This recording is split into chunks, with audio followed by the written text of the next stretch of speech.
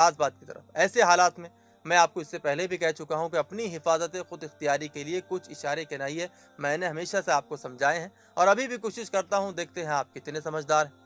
दोस्तों याद रखिए, और गर्मी का महीना भी चल रहा है, कि हर घर में ये सारी चीज़ें होनी चाहिए जो आपको बहुत काम आ सकती है। सबसे पहले तो हर मुसलमान के पास नारियल काटने के लिए एक छुरी होना चाहिए।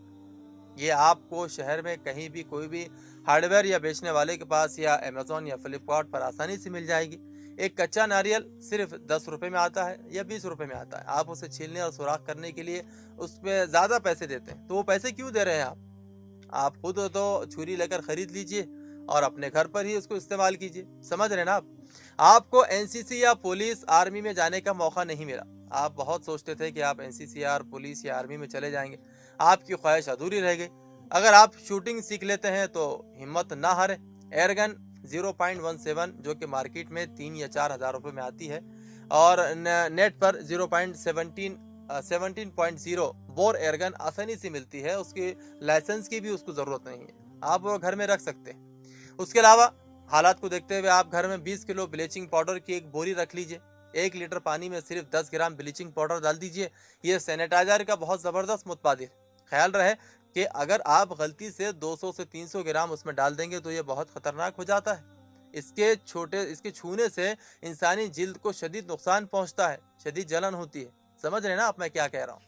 कोरोना के दौरान सफाई की ज़रूरत के लिए 10 लीटर तेज़ाब रखना ज़रूरी है, क्योंकि बाथरूम के क्लीनर से बराबर सफाई नहीं होती है। हर मुसलमान के घर में 40 से 50 कोल्ड ड्रिंक्स के शीशे की बोतलें हर वक्त रहना ज़रूरी है, क्योंकि पता नहीं कि मेहमान कब आ जाए और हमें उनकी ज़ियाफ़त करनी पड़ जाए। उन्हीं बोतलों में रखकर उनकी हम ज़ियाफ़त करेंगे। जी हाँ, घर में इजाफी पेट्रोल और डीजल भी होना चाहिए। कब गाड़ी में पेट्रोल ख़त्म हो जाए, 5-7 लीटर ज़रूरत बेज़रूरत काम आ ही जाता है। घर में केरोसिन तेल भी रख लें, गैस ख़त्म हो जाने पर वो भी काम आता है।